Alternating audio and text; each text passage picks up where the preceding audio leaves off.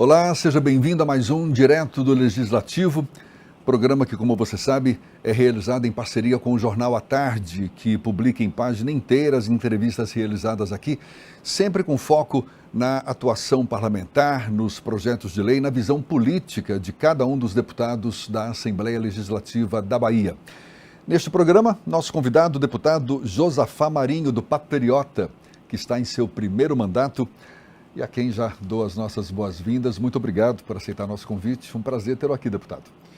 Eu que agradeço, Jefferson, até mesmo para mostrarmos um pouco do que a gente está vindo fazendo aqui na casa. Primeiro, deixa eu te perguntar, o senhor tem formação acadêmica em Direito, é especialista em Direito Público, também em Direito Eleitoral. O que o motivou a se aventurar na carreira política? Pois é uma situação que é interessante, porque a gente já vem de uma militância política no movimento estudantil e daí surgiu a ideia de ser, na época, líder da Juventude Socialista aqui na Bahia, e isso já foi surgindo. Depois me formei em Direito, achando que estava fora da política, mas como tudo é da vontade de Deus, a gente retorna e pega essa missão como um desafio. O senhor está em seu primeiro mandato, foi eleito como suplente, já assumindo neste mandato há pouco mais de um ano, e foi representante de um partido que, em tese, não faz parte da maioria, da bancada da maioria que dá apoio ao governo Rui Costa. Inclusive, o senhor é líder da bancada do Patriota, PSL e PSC. Como é que tem sido atuar nessa pequena experiência, relativa pequena experiência, como deputado da oposição? Pois é, imagine o desafio que a gente já encontra. A gente assume no meio de um mandato, de uma legislatura, e você já tem esse desafio de ser, inclusive, já iniciar como líder de um bloco, de um pequeno bloco de 6 deputados de oposição. Então isso foi gratificante, porque com habilidade a gente vai lidando com essa situação, porque a gente começa a conhecer a casa, pela experiência que a gente já tem também de militância, a gente tem um bom diálogo, tanto no governo como na oposição. Eu acho que isso, esse espírito democrático, esse espírito republicano é o que nos faz fortalecer dentro de um diálogo com um e com outro. Houve um ensaio de aproximação do Patriota com o governo do Estado, quando a executiva nacional se colocou à disposição do presidente Jair Bolsonaro, até convidando o presidente para se filiar ao partido. Parece que não houve entendimento em nível estadual. Essa aproximação acabou não se vingando por conta da não filiação do presidente ao Patriota, ou houve algum outro motivo?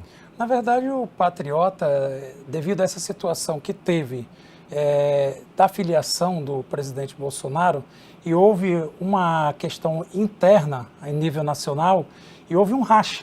Com isso, o partido aqui na Bahia, ele tendeu mais para a questão do governo Rui Costa, devido a uma situação ocasional. Então, hoje, por exemplo, nós temos uma situação, eu, como deputado do Patriota, apesar de estar num bloco de oposição, o partido ele vem conversando, vem articulando uma base. Enfim, nós não estamos ainda definido totalmente. Claro que vai haver essas discussões entre um partido, entre outro, ou oposição, ou situação, mas acho que é uma questão que é uma conjuntura.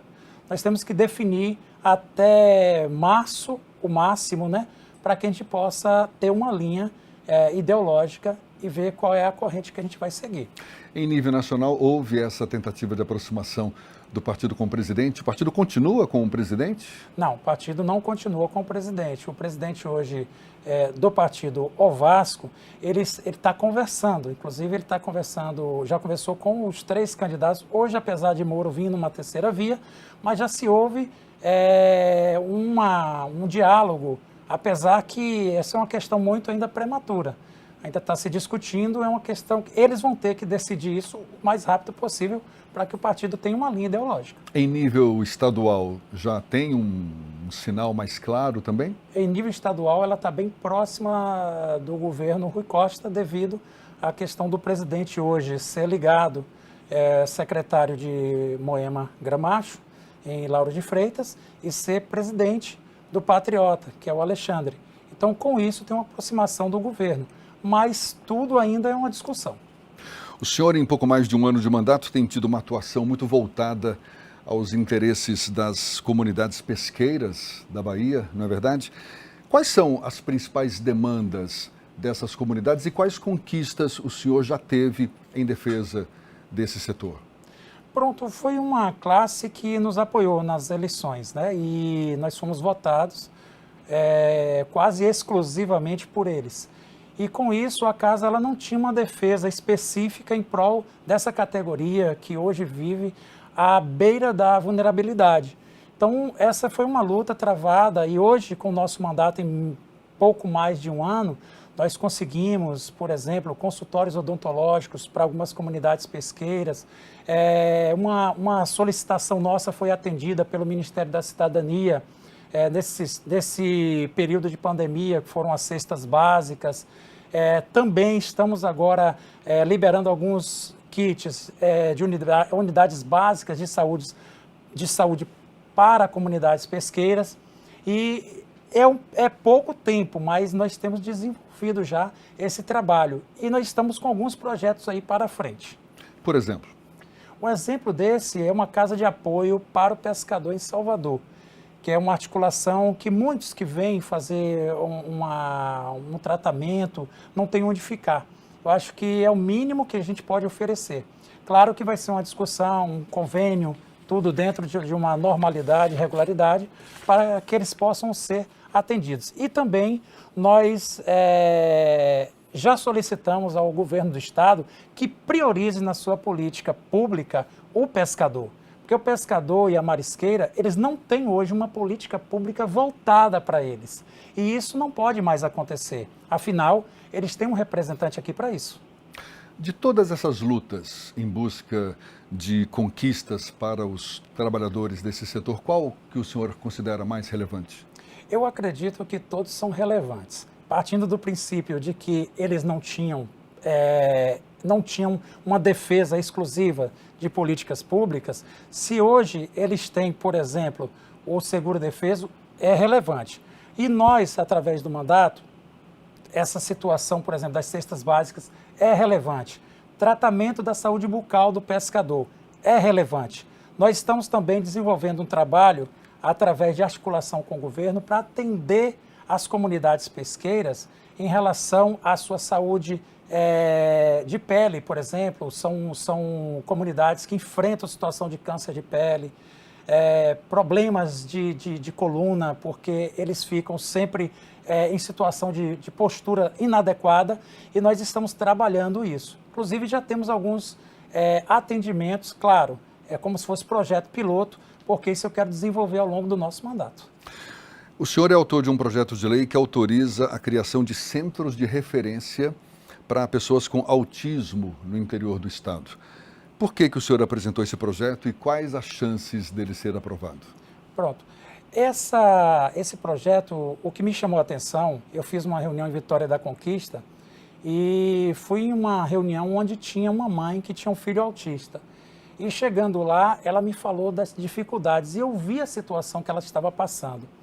Dias depois, um sobrinho meu também passou por esse processo de ser diagnosticado com o autismo, que são transtornos espectros autistas. Então, isso me comoveu, né, pelo sofrimento, pelo sofrimento da família, né? Hoje eu tenho isso na família. E depois alguns pescadores também vieram também dizendo, quando eu apresentei, por isso que é importante você jogar isso para o conhecimento do público. Alguns pescadores me passaram mensagens dizendo, parabenizando, porque eles também tinham filhos nessa situação. Então isso me chamou a atenção. Então nós vamos, né, aqui dentro da casa, também defender com que essa criação dos centros, né, principalmente dos centros de referência. Claro que não é fácil, é uma luta que a gente vai ter que travar aqui dentro da casa, para que eles também possam conscientizar, que é uma questão de consciência, e que eles passem, né, a nos apoiar também nesse projeto, para essas pessoas que precisam desse tratamento. Na Assembleia existe uma limitação para a tramitação de alguns projetos de iniciativa do Legislativo, por exemplo, em relação àqueles que geram despesas para o governo do Estado. Esses projetos acabam não andando nas comissões. É o caso desse, porque criação de centros de referência seria por parte do governo do Estado? Essa é uma situação que nós estudamos isso, né, pela questão da constitucionalidade.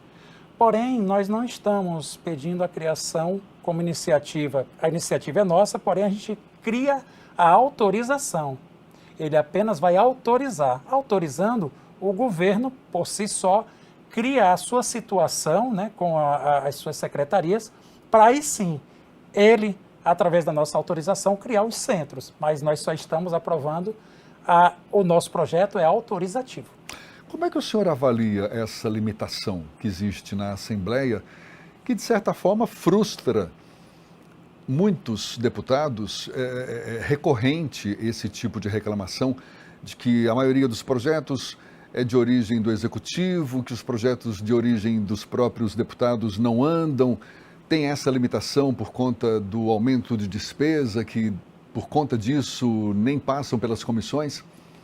Não vejo com bons olhos essa situação, Jefferson, porque quando você pode haver uma discussão entre o legislativo, que é a casa que faz as leis, e com o executivo, que pode haver essa discussão de como fazer ou não, limita a atuação do parlamentar, limita a atuação de que tem a competência para fazer isso. Nós temos a competência para legislar, para pedir ao governo que faça isso, e quando isso não passa nas comissões, já começa a frustrar o legislativo e até mesmo começa a ser aquilo que era para ser constitucional, a constitucionalidade passa a ser inconstitucional.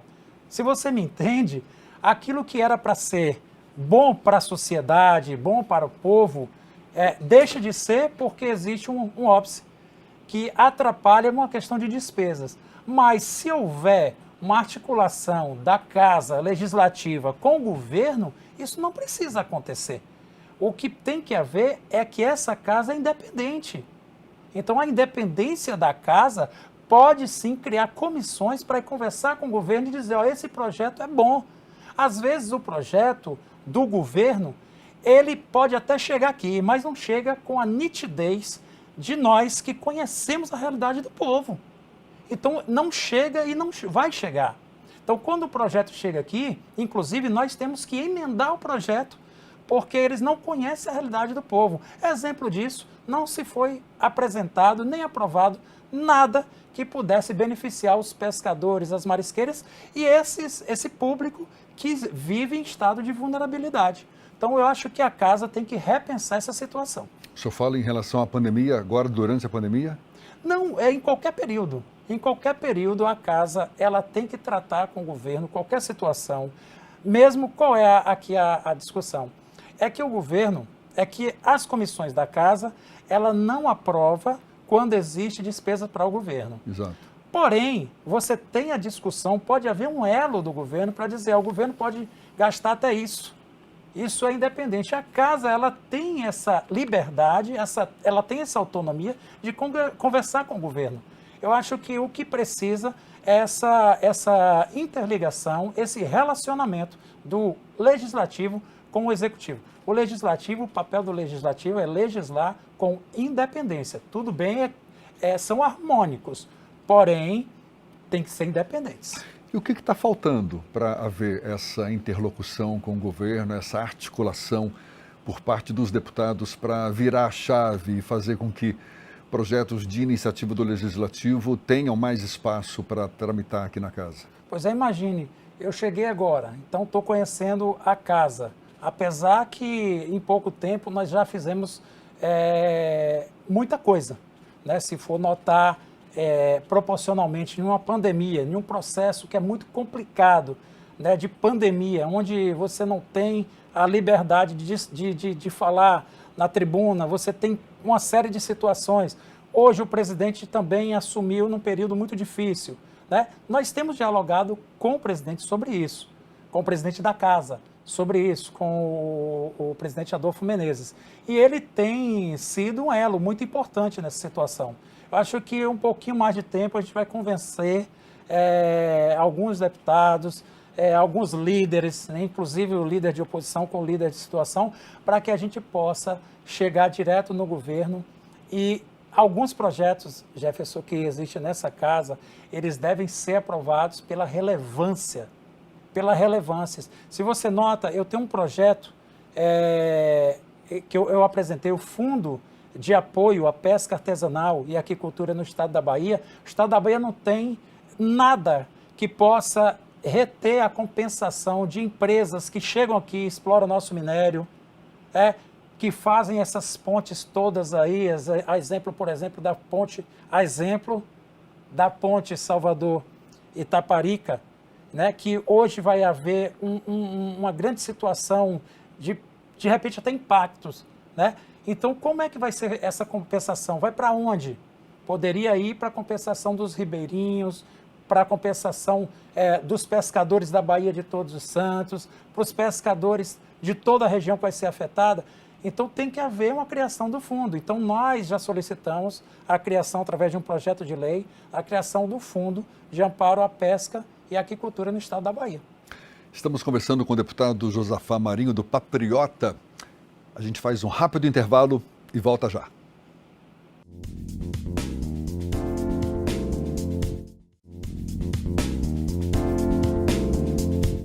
Já estamos de volta com Direto do Legislativo, nosso convidado, o deputado Josafá Marinho, do Patriota.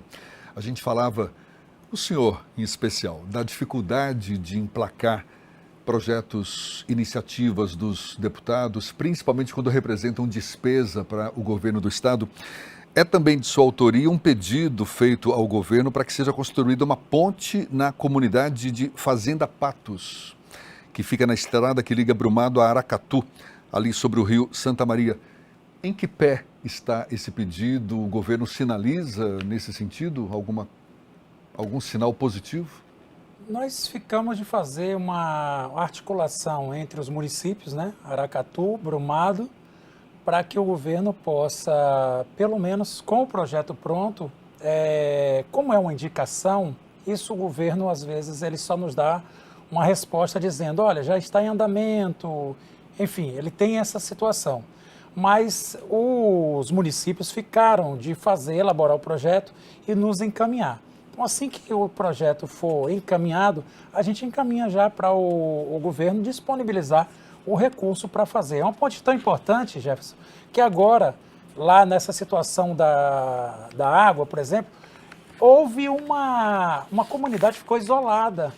Então, eles não puderam passar, só tinha esse local para passar e não puderam passar. Então, não podia chegar um socorro se alguém ficasse doente.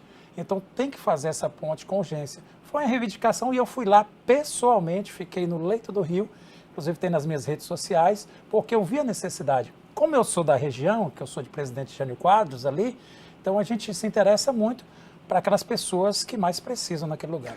Queria chegar nesse ponto. O senhor é natural de Presidente Jânio Quadros. Quais são as principais demandas dessa região, do próprio município e outros municípios ao redor? E como é que o senhor avalia a atenção do governo dada a essas regiões? Nós temos uma situação naquela região, especialmente na minha cidade, Presidente Jânio Quadros, que é a falta de água. Para você ter ideia, até hoje a água lá é de poços, são ligadas de poços artesianos. E a gente chega lá, toma banho de água salgada. E isso eu reivindiquei ao governador, inclusive uma indicação nossa, para que fosse construída uma adutora que liga a barragem de Anagé até Maitinga, porque de Maitinga para Jânio Quadros já existe uma adutora. Então, a despesa não é tão alta. O governador, em recente reunião que eu fiz com o governador, ele nos garantiu que iria dar ordem de serviço, porque o projeto já estava praticamente pronto. Fui à Embasa e cobrei da Embasa isso. A Embasa nos deu a resposta essa semana de que o projeto fica pronto no início de janeiro e tem a possibilidade de levar água para Jânio Quadros. Então, hoje a terra do deputado do Sudoeste da Bahia, nascido ali, criado ali, formado em magistério naquela cidade, não tem água. Então, essa é uma luta que nós estamos travando. E o governador nos garantiu que vai fazer essa obra. Aliás, não é uma obra do deputado, não. É uma reivindicação da comunidade. Porém, ninguém merece hoje viver de água salgada. Inclusive, muitas doenças podem ser causadas através disso. Meu pai, por exemplo, fez hemodiálise e morreu com 87 anos. Será que não foi através disso? Então, tudo isso eu estou cobrando do governo para que chegue com rapidez, para que dê dignidade a essas pessoas, principalmente de Presidente Jânio Quadros. O senhor tem experiência própria, não é? Por conta da sua origem. E também já foi coordenador estadual do DENOX, não é? O Departamento Nacional de Obras contra as Secas, o mais antigo órgão federal atuando no Nordeste brasileiro. Ou seja, conhece de perto o drama da seca na Bahia. Como é que o senhor avalia a efetividade das políticas públicas para combater os efeitos da seca, em especial na Bahia, claro? Pois é, eu quando assumi o DENOX em 2012, nós passávamos pela pior seca dos últimos 80 anos. Foi um grande desafio quando eu cheguei no DENOX, que não tinha uma máquina perfuratriz. Mas Deus nos abençoou e nós conseguimos ali, através de trabalhos sérios, poder fazer convênios e perfurar vários poços. A exemplo disso, nessa região, que era a minha região, porque eu nasci na roça, eu sou de uma região seca. Eu tinha 8, 9 anos de idade, eu ia para uma fila de carro-pipa, porque eu era caçula, então meu pai não tinha outra pessoa para mandar, mandava a mim. E eu acordava cedo com aquele frio, mas eu dou valor a isso que eu passei, porque foi ali que, quando eu cheguei no DENOX, eu pude ajudar muita gente naquela região. Então, perfuramos muitos poços na zona rural e muitos têm água nas casas hoje, porque nós conseguimos colocar. Então, é porque Deus prepara, né? Deus tem propósito. Assim como Deus fez com José, quando tirou lá do Egito, quando tirou de Canaã para o Egito, ele sabia que José iria ser governador para salvar uma nação. Então, eu tenho isso na minha vida. Porque quando ele me tirou de Jânio Quadros em 94, eu jamais imaginava que ia ser coordenador do DENOX e podia ajudar milhares e milhares de pessoas com água nas suas casas. Depois, futuramente, ser coordenador da pesca e hoje ser deputado, que eu não imaginava estar aqui. Mas Deus tem um propósito nas nossas vidas. Eu estou aqui com propósito. O problema da seca na Bahia é histórico e recorrente. Todos os anos a gente vê o drama de populações que convivem com a falta de água e com a falta de uma infraestrutura para minimizar esses efeitos. A gente vê alguns países que convivem com situações semelhantes, ou seja, que têm regiões desérticas com total falta de água, mas que oferecem uma infraestrutura, conseguem criar cidades nessas regiões. O que falta, na verdade, na Bahia para que os efeitos da seca desapareçam, uma vez que é uma região que vai estar sempre sofrendo com a falta de água, mas tecnologia a gente sabe que existe para minimizar esses efeitos? Nós temos que aprender a decifrar as palavras, o combate e a convivência. E sempre eu aprendi isso lá no DENOX, que a gente tem que aprender a conviver, amenizar. Nós temos como fazer isso. Israel é um exemplo disso, Dubai é um exemplo disso. Eles pegam água salgada e eles fazem água potável. Nós temos hoje um mar, né, aqui ao lado, por exemplo, que através dessa água, a dessalinização da água, ela produz água boa e pode jogar nas torneiras. Então, o que acontece é que no Brasil não existe esse investimento. E deveria existir. A Espanha, por exemplo, tem essa experiência e dá certo também. Na época que eu fui coordenador do DENOX, nós chegamos a fazer alguns contatos, né? Eu, com muita ousadia, é claro, era apenas um coordenador, mas a gente, com ousadia, começa a estudar essa situação. E percebi que também aqui no Brasil nós conseguimos fazer isso através do DENOX, a dessalinização da água do poço. E a gente produzia, né, a água potável, produzia o peixe onde o sal ia em uma vasilha, né, que jogava água, e aquela salinização que ia para um tipo de planta que também servia para alimentar os peixes. Enfim, tem várias situações que a gente pode criar. Exemplo da aquaponia, que você pode criar o peixe através do processo de aquaponia. Existe, Jefferson, hoje no Brasil, investimentos que eu acredito que sejam investimentos que vão ser para sempre, ameniza, mas não resolve o problema da água. Nós temos agora, por exemplo, o Canal do Sertão. Participamos de uma audiência, eu sou da Comissão de Meio Ambiente aqui da casa, foi solicitada uma audiência pública para discutir o Canal do Sertão, que é aquele canal que sai do Rio São Francisco e vai beneficiar milhões de pessoas, né? São mais de 40 municípios. Então, o que falta aí? Falta essa política do governo de força de vontade para que essas comunidades sejam também, né, beneficiadas com esse projeto. Mas o projeto ainda está em estudo, né? Falta muita coisa. Eu, por exemplo, entrei em contato com alguns deputados federais, amigos baianos, para que pudessem disponibilizar emenda para fazer o projeto, porque nem o dinheiro do projeto tinha. Então, eu acho que é uma situação que nós temos que discutir mais. Claro que a gente está chegando agora com essas ideias, não é fácil, é pandemia, mas eu acredito que aos poucos a gente vai conseguir. O senhor, além de advogado, de deputado estadual, também é cantor evangélico. Como conciliar o parlamento com o evangelho, deputado? Pois é, eu sempre sigo o ensinamento bíblico, que diz: primeiro buscai as coisas dos céus e a sua justiça, e as demais serão acrescentadas. Está dando certo, porque eu consigo conciliar. Às vezes tem final de semana que eu tenho 4 agendas de cantor, e eu consigo conciliar. Não é fácil. Esse final de semana, por exemplo, eu cantei sexta, sábado e domingo.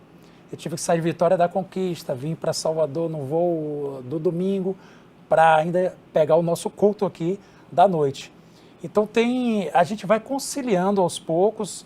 A gente vai entrar num período muito complicado, que é de campanha, mas eu ao máximo vou tentar conciliar. Inclusive já tenho algumas agendas já para janeiro e fevereiro, que as pessoas já nos pedem, né, para reservar essas agendas. Eu canto nas igrejas, às vezes em alguns eventos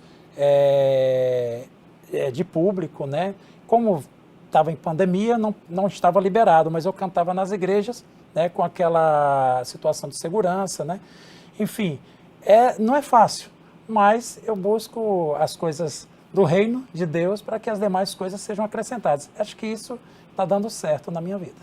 Atuar como cantor evangélico é uma forma de pregar o evangelho? É porque é uma forma de adoração, de levar uma palavra. Às vezes, um cântico que a gente entoa em uma igreja pode salvar alguém da depressão, uma situação que você passa. Já aconteceu muitos testemunhos dessa forma, pessoas que chegavam com situação muito difícil e a gente, naquele momento do louvor, e depois que passa, as pessoas às vezes ligam: olha, aquela mensagem sua, aquele louvor me tocou. Então, isso que é gratificante espiritualmente na nossa vida.